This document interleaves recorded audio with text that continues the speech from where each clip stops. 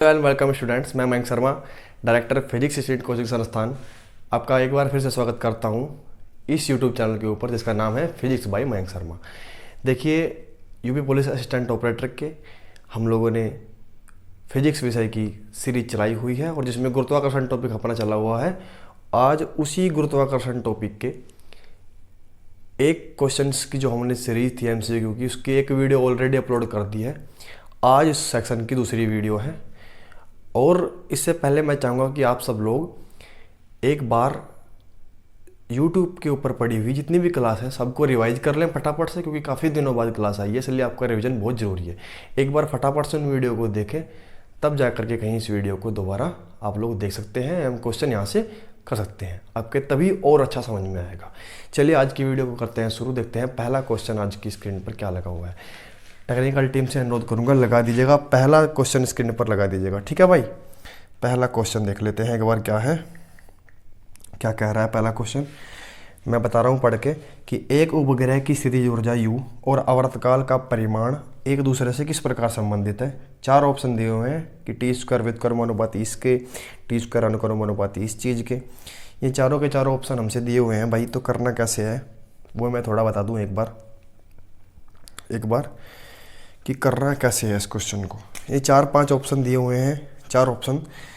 देखिए, ऐसा सवाल जब भी आ जाए तो हम लोग फॉर्मूले पे जाते हैं। सबसे पहले बात करी जाए स्थितिज ऊर्जा की, तो स्थितिज ऊर्जा का फॉर्मूला मैंने लिखवाया हुआ है आपको कि माइनस U बराबर, U से करते हैं प्लस माइनस, यहाँ पर U का फार्मूला क्या होगा, U बराबर माइनस GmEm/RE। अगर वो पृथ्वी एक पिंड उसमें है, अगर कोई और हो तो फिर उसका द्रव्यमान लेंगे और उसकी रेडियस लेंगे, ठीक है, समझ रहे हो बात को। अगर वो पृथ्वी तल के निकट है, अगर वो कुछ हाइट पर है पॉइंट, तो फिर उसमें H और जोड़ देंगे। ये तो फॉर्मूला मैंने लिखवाया था ना, माइनस GmEm/RE। ये पृथ्वी तल पर किसी भी वस्तु के लिए था, लेकिन अगर वो कुछ हाइट पर है तो उसमें उसकी हाइट और जोड़ देंगे, यानी कि दूरी का फॉर्मूला बन जाएगा एक प्रकार से देखा जाए तो। एक दूरी है, ठीक है, इतनी चीज़ समझ में आ गई। अब आवर्तकाल की बात करें तो आवर्तकाल का फॉर्मूला होता है T बराबर 2π √RE + H³ बटे GmE। ये फॉर्मूला होता है भाई, ठीक है। तो इसमें आवर्तकाल और स्थितिज ऊर्जा के बीच में हमसे संबंध पूछा हुआ है। तो पहले जिसके भी बीच में संबंध पूछे, सबसे पहले हमें एक काम करना है कि उन दोनों के फॉर्मूले निकाल कर रख लिए। स्थितिज ऊर्जा का फॉर्मूला ये रहा और भाई आवर्तकाल का फॉर्मूला अपना ये रहा। अब क्या करो, अब करना कुछ नहीं है कि ये वर्गमूल हटा दो, बस इधर से स्क्वायर लगा दिया, यहाँ पर 2π। आज के बाद ये आप लोग डायरेक्ट याद रख सकते हैं, लेकिन मैं बता रहा हूँ कि कहाँ से आंसर उसको मिलेगा। जब वर्गमूल हटेगा तो इधर स्क्वायर आएगा, T का वर्ग हो गया 2π, बस यहाँ पर क्या बचा RE + H³ बटे GmE, यहाँ पर बच गया, ठीक है। इतनी बात हो गई हम लोगों की, समझ में आ रही है इतनी बात, ठीक है भाई। अब एक बात ध्यान से समझने की है कि अगर मैं देखो यहाँ पर ध्यान से समझो एक चीज़, अगर देखो यहाँ पर GmE नीचे है, यहाँ पर GmE ऊपर है, यहाँ पर RE + H नीचे है, यहाँ पर RE + H³ ऊपर है। तो देखने में तो देखा जाए दोनों एक दूसरे के उल्टे नजर आ रहे हैं, और जब भी दोनों चीज़ एक दूसरे के उल्टे हों तो हमेशा याद रखना कि व्युत्क्रमानुपाती ही होगा। क्या होगा, व्युत्क्रमानुपाती। और व्युत्क्रमानुपाती का मतलब है कि एक के अपॉन में इस तरीके से लिखा जाएगा, इस तरीके से लिखा जाएगा। अब कौन से ऑप्शन से बनाएंगे हम लोग वो देख लेते हैं। देखिए, यहाँ पर RE + H³ है और यहाँ पर खाली RE + H है। तो अगर मैं इसका क्यूब कर दूँ, इस चीज़ का क्या कर दूँ, दोनों तरफ का क्यूब कर दूँ, तो U का क्यूब हो जाएगा। इधर क्यूब करेंगे तो माइनस GmE और स्मॉल m, इसका भी क्या हो जाएगा, पूरे का क्यूब हो जाएगा, और नीचे RE + H का भी क्या हो जाएगा भाई, क्यूब हो जाएगा। समझ में आ गई यहाँ तक बात। तो एक बात ध्यान से समझने की है कि क्या ये दोनों चीज़ उल्टी नज़र नहीं आ रही हैं क्या हम लोगों को, समझ लो। देखिए ये समझ रहे हो, एक तो चीज़ ये है T² की वैल्यू क्या थी, RE + H³ बटे GmE, और U³ की वैल्यू क्या है कि GmEm/³ बटे RE + H, ठीक है। ये चीज़ समझ में आ रही है इतनी चीज। तो ये एक दूसरे के उल्टे हैं, कब, जबकि U का क्यूब और T² एक दूसरे के उल्टे नजर आ रहे हैं, यानी कि व्युत्क्रम नजर आ रहे हैं। लेकिन इसमें 2π नियतांक है और m भी है, तो इतनी चीज फालतू है ना। अगर ये चीज मैं निकालूं कि GmE बटे RE + H³ और यहाँ पर RE + H³ बटे GmE, तो ये दोनों चीज़ बिल्कुल सेम नज़र आ रही है, मेरे को सेम नज़र आ रही है, m नियत है और 2 पाई नियत है। तो मैं यहाँ से एक चीज़ कह सकता हूँ कि u क्यूब और t स्क्वायर दोनों एक दूसरे के बिल्कुल उल्टे हैं। यहाँ पर r e plus H cube ऊपर है, यहाँ पर r e plus H cube नीचे है। तो ये व्युत्क्रमानुपाती होंगे। कैसे व्युत्क्रमानुपाती होंगे? जो t स्क्वायर होगा वो व्युत्क्रमानुपाती होगा 1/u स्क्वायर क्या होगा क्या ना। क्यों? क्योंकि हमने u का क्यूब निकाला हुआ है, तो इसलिए किसके होगा? u क्यूब के व्युत्क्रमानुपाती होगा। और कौन सा ऑप्शन इसमें सही जवाब है भाई? ऑप्शन नंबर, यहाँ पर मैं देख लूंगा कि कौन सा इसमें सही जवाब होगा मेरे प्यारे बच्चों। ऑप्शन नंबर फर्स्ट ऑप्शन इसमें सही जवाब है। कौन सा? First option. क्यों लगाएंगे फर्स्ट ऑप्शन? क्योंकि टी का भी हमने स्क्वायर किया हुआ है और यू का भी क्यूब। जब टी का स्क्वायर करूंगा और यू का क्यूब करूंगा तब जाकर इनके फॉर्मूले में क्या आएगी? सिमिलैरिटी आएगी। तो फॉर्मूले में सिमिलैरिटी लानी जरूरी है। फॉर्मूले यानी कि एक दूसरे के जैसे दिखने चाहिए। समझ में आ रही है इतनी बात? तो यहाँ से देखो, अगर थोड़ा सा दिमाग लगाओगे तब भी दिख रहा है कि भाई ये दोनों एक दूसरे के उल्टे से नजर आ रहे हैं।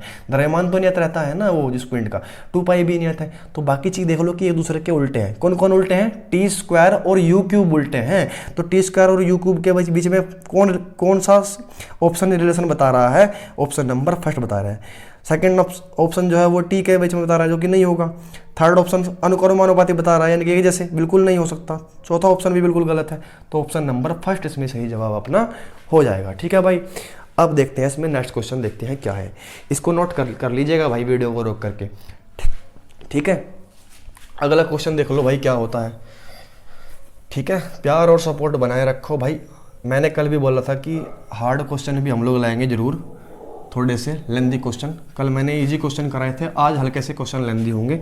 इससे पहले मैं बार बार कह रहा हूँ कि जो मैंने कंसेप्ट समझाया है उसको जरूर आप लोग समझिएगा, एक बार पढ़ लीजिएगा जा करके डाउट के लिए। ठीक है भाई, आगे देख लेते हैं एक बार क्या है कि देखो m में अगला क्वेश्चन लगा दो स्क्रीन पर। क्या है कि m और 4m द्रव्यमानों के दो पिंडों को r दूरी पर रखा जाता है।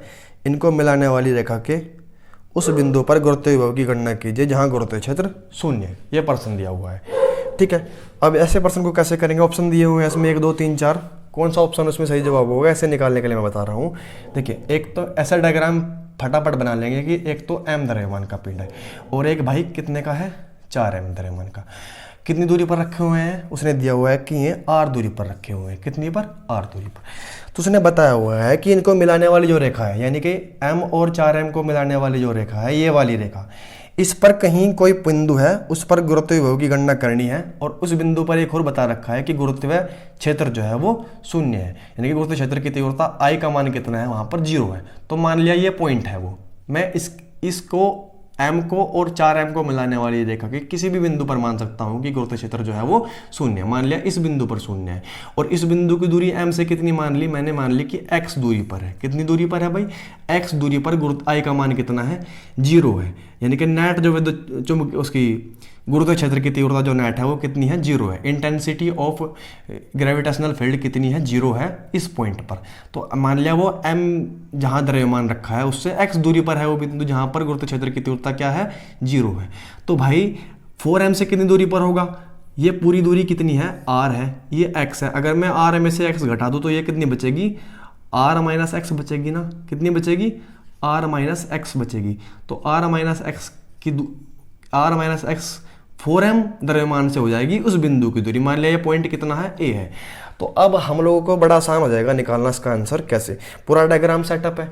एक m द्रव्यमान है और एक 4m द्रव्यमान। इनको मिलाने वाली रेखा के इस बिंदु पर मान लिया कि गुरुत्व क्षेत्र की तीव्रता 0 है, जो कि उसने क्वेश्चन में दिया हुआ है। मान लिया कि बिंदु m से x दूरी पर है, तो 4m से कितनी दूरी पर होगा? r माइनस एक्स दूरी पर होगा, सबको पता है। तो यहाँ पर जब गुरुत्व क्षेत्र की तीव्रता नेट 0 है तो इसके कारण गुरुत्व क्षेत्र m द्रव्यमान के कारण बिंदु ए पर जो गुरुत्व क्षेत्र होगा और 4m के कारण भी होगा। दोनों के कारण होगा नहीं होगा? 100% होगा। तो वे दोनों क्या होंगे? उन दोनों का माइनस 0 आना चाहिए। समझ में आ गई बात? ठीक है, कैसे? या फिर वे दोनों एक दूसरे के क्या होंगे? बराबर होंगे। अगर इसकी कंडीशन यही लगेगी, अगर m के कारण बिंदु ए पर हम लोगों को गुरुत्व क्षेत्र निकालना हो तो सीधा फॉर्मूला है गुरुत्व क्षेत्र की तीव्रता का I बराबर gm बटे उस दूरी का वर्ग, यहाँ को आपको निकालना है। तो देखो एक चीज समझो कि मान लिया m द्रव्यमान के कारण निकालनी है हम लोगों को। कैसे निकालेंगे? रख दो स्मॉल m द्रव्यमान के कारण, तो कैपिटल G स्मॉल m बटे दूरी कितनी है इस बिंदु की? x, तो x का वर्ग लेंगे बराबर किसके है? 4m के कारण जो तीव्रता है इसके ऊपर। अब 4m के कारण तीव्रता कितनी होगी? G इंटू द्रव्यमान, द्रव्यमान क्या है 4m है, तो 4m लेंगे गुणा में इसकी बटे इसकी दूरी, दूरी कितनी है इसकी बिंदु की r माइनस एक्स, तो r माइनस एक्स का होल स्क्वायर। तो जब दोनों के कारण m के कारण भी बिंदु ए पर गुरुत्व क्षेत्र की तीव्रता और 4m के कारण बिंदु ए पर गुरुत्व क्षेत्र की तीव्रता बराबर होंगे, तभी यहाँ पर परिणामी गुरुत्व क्षेत्र क्या होगा, वो 0 होगा। तो बराबर रख करके इसके आंसर हम लोग निकाल लेंगे। जी से जी कट गया, m से m खत्म हो गया, तो इधर बचा 4 बटे r माइनस एक्स का होल स्क्वायर और इधर बचा 1 बटे एक्स स्क्वायर। ठीक है, तो अगर मैं 1 बटा एक्स की वैल्यू निकालना चाहूँ तो इधर वर्गमूल लग जाएगा, इधर क्या लग जाएगा, वर्गमूल लग जाएगा। देखिए ऐसे वर्गमूल लगेगा, r माइनस एक्स इसका पूरा का पूरा क्या हो जाएगा, वर्गमूल। ठीक है, तो भाई अगर मैं 1 बटा एक्स की वैल्यू निकालूँ तो क्या आ जाएगी फाइनली, 4 का वर्गमूल क्या होता है, 2 होता है, और इधर r माइनस एक्स का स्क्वायर है तो स्क्वायर से वर्गमूल खत्म हो जाएगा, अपोन में क्या बचेगा, r माइनस एक्स। तो 1 बटा एक्स की वैल्यू क्या आ गई, 2 बटे r माइनस एक्स आ गई। ठीक है, यहाँ से अगर मैं x की वैल्यू निकालना चाहूँ तो कैसे करेंगे, देख लो ध्यान से थोड़ा, कैसे निकालेंगे, इसकी गुणा इधर कर दो, इसकी गुणा इधर कर दो, तो r माइनस एक्स के बराबर किसका आ जाएगा, 2x के बराबर आ जाएगा, और 2 और 1 ये x इधर जाकर जुड़ेगा, तो 2 और 1 3x, तो r का मान कितना आ गया, 3x आ गया। यहाँ से x का मान निकाल लो, क्या आ जाएगा, ये r इसके अपोन में जाएगा ना, r के अपोन में जाएगा 3, तो r/3। ठीक है, यहाँ तक समझ में आ गई, कोई दिक्कत हो रही है। तो अब पूछा है हम लोगों से, प्रश्न के अंदर क्या पूछा है वो देख लेते हैं एक बार। पूछा है कि इस बिंदु पर हम लोगों को गुरुत्व जो है वो विभव बताओ कितना होगा। तो गुरुत्व विभव बताने के लिए मैं बता रहा हूँ, थोड़ा प्रश्न हटा दीजिए उधर से, इसके ऊपर गुरुत्व विभव बताना है। तो इस m द्रव्यमान के कारण भी इसके ऊपर गुरुत्व विभव होगा और 4m के कारण भी होगा, क्योंकि बिंदु ए दोनों के ही गुरुत्व क्षेत्र के अंदर अपना आ चुका है।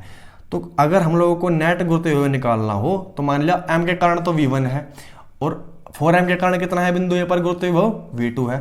तो इन दोनों को जब जोड़ दो, इन दोनों को जोड़ दो तो क्या आ जाएगा, नेट विभव आ जाएगा, कुल विभव आ जाएगा कि बिंदु ए पर दोनों के कारण इकट्ठा कितना विभव होगा। तो v बराबर, v1 की वैल्यू कैसे लिखेंगे, माइनस में आता है हमेशा g, v1 किसके कारण है, स्मॉल m के कारण है, तो माइनस gm बटे कितनी दूरी पर है वो बिंदु से, x दूरी पर है, तो x यहाँ रख दिया। ठीक है, फिर माइनस प्लस का निशान है तो प्लस को तो रहेगा, लेकिन ये माइनस हो जाएगा, क्यों, क्योंकि v2 का मान हम लोग कहीं में किस चीज़ में लिखेंगे, माइनस में लिखेंगे। v2 किसके कारण है, 4m के कारण है, तो 4m इधर रख दिया भाई।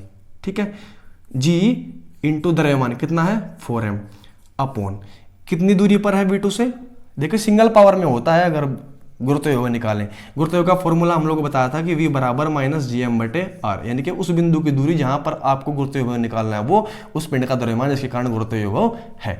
ठीक है, तो अब 4m के कारण बिंदु ए पर निकाल रहे हैं तो 4m द्रव्यमान लूंगा ना, अब 4m से इसकी दूरी लूंगा, 4m से दूरी कितनी है, r माइनस एक्स है।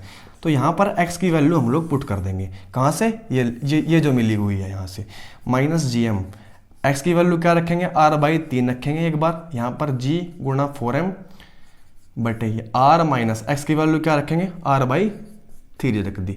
तो v की वैल्यू देखिए किस तरीके से निकालेंगे, ये 3 ऊपर चला गया तो माइनस 3gm बटे r बचेगा।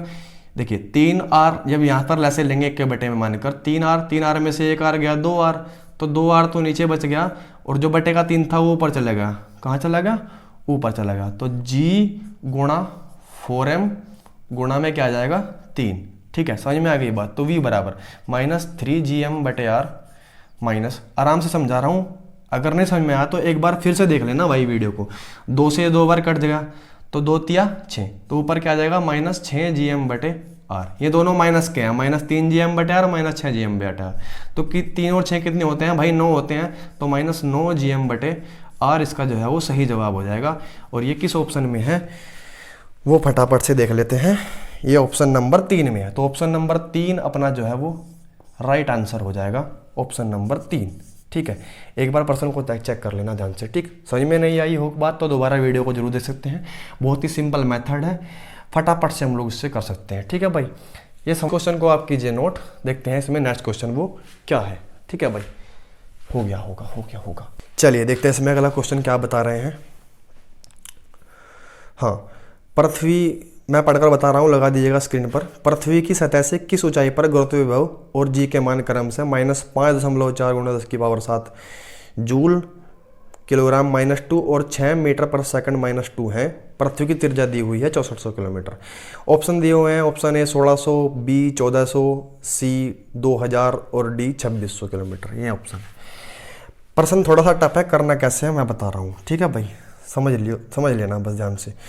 इसके बाद एक और वीडियो लानी पड़ेगी मजबूरी में इसकी, ठीक है, क्योंकि ज़्यादा टाइम की वीडियो मैं बनाना नहीं चाह रहा हूँ भाई।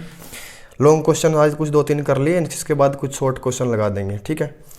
गुरुत्वाकर्षण का मान दे रखा है v का मान कितना, -5.4 गुणा 10⁻7 जूल किलोग्राम -2। दूसरा क्या दिया हुआ है कि g का मान दिया हुआ है, g डैश का, किसका, g डैश का कितना। g डैश क्यों कहा मैंने, g डैश इसलिए कहा कि कुछ ऊंचाई पर मान दिया हुआ है, तो कुछ ऊंचाई पर मान कुछ घट गया होगा ना, 9.8 से या फिर 10 से कुछ घट गया होगा, कितना घट गया, 6 हो गया है वो, 6 मीटर सेकंड की -2, 6 मीटर प्रति सेकंड स्क्वायर या फिर जूल प्रति किलोग्राम स्क्वायर, समझ रहे होगे ना आप वो चीज़। तो इतनी चीज़ जान लीजिएगा।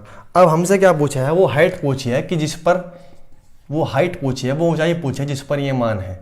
तो वो हाइट निकालने का क्या तरीका है मैं थोड़ा सा आपको बता दूं। देखिए अब हमको v और g डैश दिया हुआ है, समझ रहे हो, g डैश का मान यानी कि प्रतितल से ऊपर जाने पर कितना मान दे रखा है 6, और v का मान दे रखा है गुरुत्वाकर्षण का उस ऊंचाई पर इतना है। तो v और g के बीच में रिलेशन कैसे बनाएंगे वो सोच रहा हूँ। सबसे पहले v का फॉर्मूला देख लो क्या होता है, v का फॉर्मूला होता है -gm/r, अगर वो पृथ्वी है तो gme/r ही हो जाएगा, समझ रहे हो। ये फॉर्मूला कब है, ये फॉर्मूला तब है जबकि पृथ्वी तल के बिल्कुल अति निकट हो या फिर पृथ्वी तल पर ही वो बिंदु हो। लेकिन अगर वो कुछ ऊंचाई पर है, जैसा कि यहाँ हाइट पता करनी है ना, तो उसका मतलब कुछ ऊंचाई पर होगा, तो इसमें वो हाइट भी जोड़ देंगे, ये दूरी का काम करता है, समझ में आ गई बात।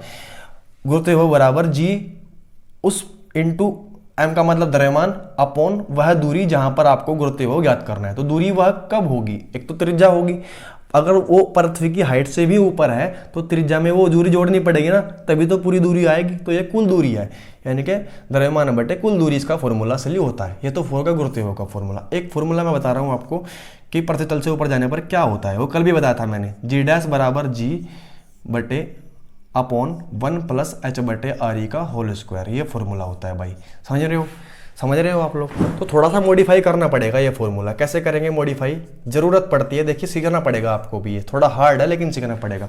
लेसन लेंगे तो यहाँ पर क्या आ जाएगा, re + h/r का पूरे का होल स्क्वायर, इस तरीके से, ठीक है। g डैश बराबर, अब देखो ये ऊपर वाले का स्क्वायर नीचे वाले का स्क्वायर, तो नीचे वाला ऊपर जाएगा ना यहाँ पर गुणा में, तो g re का तो ऊपर वर्ग है, तो g re स्क्वायर ऊपर चला गया, अपॉन में क्या बचा, केवल और केवल re + h का स्क्वायर बचा, ठीक है, समझ रहे हो। अब देखो हमने पढ़ा था कि चूंकि gme जो होता है वो किसके बराबर होता है, g re स्क्वायर के, तो क्या मैं g re स्क्वायर की जगह gme रख सकता हूँ 100%, तो इसकी जगह मैं रख दूंगा gme, तो gme बटे क्या आ जाएगा, re + h का होल स्क्वायर। क्यों किया मैंने ऐसा, क्योंकि देखो इससे रिलेशन बनाना है। अब ये दोनों फॉर्मूले, जो मैंने v का फॉर्मूला लिखा है ये वाला, और ये लिखा है g डैश का फॉर्मूला जो अब बन करके आया है ये वाला, ये यहाँ से यहाँ वाला, तो इन दोनों में सिमिलरिटी नजर आ रही हो कि ये तो है -gme/re + h और ये है gme/re + h का होल स्क्वायर, ठीक है, ये चीज़ आपको दिखाई दे रही होगी। अब हम लोग इसको आसानी से निकाल सकते हैं, कैसे निकाल सकते हैं, देखो g डैश का फॉर्मूला ये निकल के आया था, अब इसको थोड़ा सा ऐसे कट कर रहे हैं। g डैश का फॉर्मूला हमारे पास क्या आएगा निकल के, gme/re + h का स्क्वायर। अब थोड़ा सा देख लो, ये दोनों एक जैसे हैं, बस फर्क कितना है कि यहाँ पर re + h की सिंगल पावर है और यहाँ पर re + h की स्क्वायर है, इतना फर्क है, यानी कि कहीं ना कहीं मैं इसको इसमें बदल सकता हूँ। कैसे बदलूंगा, अब इसको लिख लो gme, इतने आराम से कोई नहीं समझाएगा आपको, re + h into re + h, बताओ ऐसे लिख सकता हूँ या नहीं लिख सकता हूँ भाई, इसका बात तो एक ही है, ये दोनों वर्ग हो जाएगा, फिर इसको इस तरीके से लिख लिया। तो ये चीज़ किसकी है, ये चीज़ क्या है, क्या मैं इसकी जगह लिख सकता हूँ v नहीं लिख सकता, माइनस का निशान लगाना पड़ेगा, -v लिखूंगा। तो g डैश का मान क्या आ जाएगा, देखिए इसकी जगह क्या रख सकता हूँ मैं, -v, और बटे में क्या है, पहले ये re + h है, ये भाई इसकी जगह अगर मैं लिख दूँ तो बटे में तो आएगा ना निचली साइड, ये समझ में आ रही है बात इतनी। तो अब ये फॉर्मूला बन गया, इससे निकाल लेंगे आराम से। कैसे निकालेंगे इससे, अब g डैश की वैल्यू दी हुई है अपने को, थोड़ा सा उधर निकालना पड़ेगा, g डैश की वैल्यू दी हुई है 6, तो 6 रख दिया, माइनस v की वैल्यू दी हुई है, माइनस की ऑलरेडी दी हुई है, तो माइनस माइनस क्या हो जाएगा, प्लस हो जाएगा, 5.4 गुणा 10⁻7 अपॉन, फिर देख लो अपोन में क्या है, आर ई प्लस एच है, तो आर ई की वैल्यू 6400 किलोमीटर दी हुई है, तो मीटर में बदल लेंगे। 6400 किलोमीटर को मीटर में बदल लेंगे तो 1000 से गुणा करेंगे। किससे करेंगे, 1 किलोमीटर में 1000 होते हैं ना, तो 1000 से गुणा कर ली। प्लस हाइट हमको जो है वो निकालनी है। ठीक है, समझ में आ गई बात इतनी। देखो ये कट जाएगा 6 से 0.9 बार, 6 नियम चौवन होते हैं ना, तो 0.9 बार कट गया, तो इधर 1 आ गया, ऊपर है 0.9 गुणा 10 की पावर 7। अपोन में क्या है 6400 गुणा इतना, तो 64 गुणा 10 की पावर 2 तो ये रही, और 10 की पावर 3 ये रही, कितने आ जाएगा 10 की पावर 5 प्लस एच। इधर ले आए इसको, तो 64 गुणा, देखिए थोड़ा सा मैं इसको हटा दूँ, अब इसको हटा सकता हूँ ना, इधर वाले को थोड़ा सा इधर से हटा रहा हूँ भाई, थोड़ा सा ये हटा रहा हूँ, उसको दोबारा देख लेना, या फिर इधर कर रहा हूँ। देखिए इस क्वेश्चन को हटा दो, मैं इधर कर रहा हूँ, उसको ऊपर आ गई। कैसे, अब आ जाओ 1 बराबर, अब ये गुणा में इधर चला जाएगा ना 1 की, तो 64 गुणा 10 की पावर 5 प्लस एच बराबर 0.9 गुणा 10 की पावर 7। ऐसा कुछ कहानी है हमारे पास इस समय। अब सिंपल मेथड में आपको बता रहा हूँ कैसे करना है। देखिए अब 64 के बाद यहाँ पर 0 है, ठीक है, यहाँ पर 0 है, तो देख लो अब यहाँ पर 6.4 अगर मैं करना चाहूँ, क्या करना चाहूँ भाई, अगर एक बात देखो कि 6.4 में करना चाहूँ तो 10 की पावर क्या हो जाएगी, एक यहाँ पर 100% बढ़ेगी, 10 की पावर 6 हो जाएंगी। ठीक है, समझ में आ रही है बात। अगर मैं दशमलव वापस यहाँ पर लाना चाहूँ उल्टे, तो एक 10 प्लस की पॉजिटिव पावर बढ़ती हैं, तो यहाँ पर एच कर लो, यहाँ पर 0.9 गुणा 10 की पावर 7 है। ठीक है, मुझे क्या करना है, घटाने के लिए बराबर पावर बनानी है। इधर 7 है तो यहाँ पर भी मैं क्या करूँगा, 7 ही बनाऊंगा। अब एक और चाहिए तो और इधर बढ़ा ली, तो 0.64 हो गया, गुणा 10 की पावर कितनी आ गई 7 प्लस एच बराबर 0.9 गुणा 10 की पावर 7। अब मैं यहाँ से हाइट की वैल्यू अगर निकालना चाहूँ तो 0.9 गुणा 10 की पावर 7 से मैं घटा दूंगा 0.64 गुणा 10 की पावर 7। अब आराम से घटा सकता हूँ।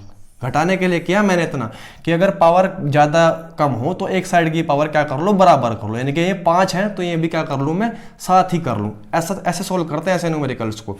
तो मैंने बराबर कर ली दोनों साइड पावर। अब घटाना आसान है, 10 की पावर 7 कॉमन ले लो, 0.9 से 0.6 घटाना है, 0.9 से 0.64 घटा दो, सिंपल है ना। अब तो सिंपल हो गया, आसान काम।